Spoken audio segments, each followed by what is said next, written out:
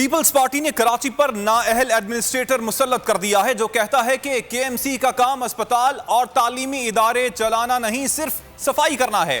Twitter پر video بیان میں انہوں نے کہا کہ پیپلز پارٹی ایڈمنسٹریٹر کے ذریعے کراچی کے اسپتالوں، تعلیمی اداروں، کے ایم سی کی املاک پر قبضہ کرنا چاہتی ہے۔ کراچی کے اداروں میں ملازمت کا حق کراچی والوں کو ہے۔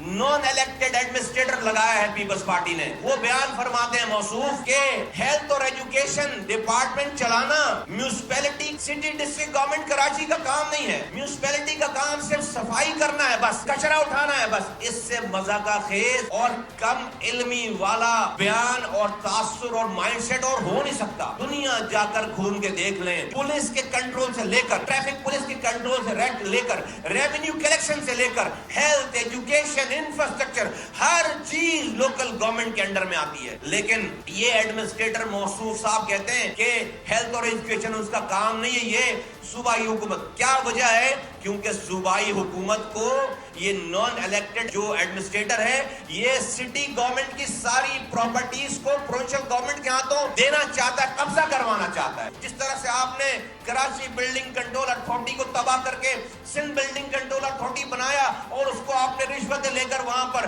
ایسے رشوت خور بھرتی کر دیے جو پورے شہر میں انلیگل کنسٹرکشن کرتے پھر رہے ہیں۔ میں کسی کی بھی نوکری کے خلاف نہیں ہوں۔ سبسکرائب کریں اور بیل دبائیں تاکہ کوئی خبر رہ نہ جائے۔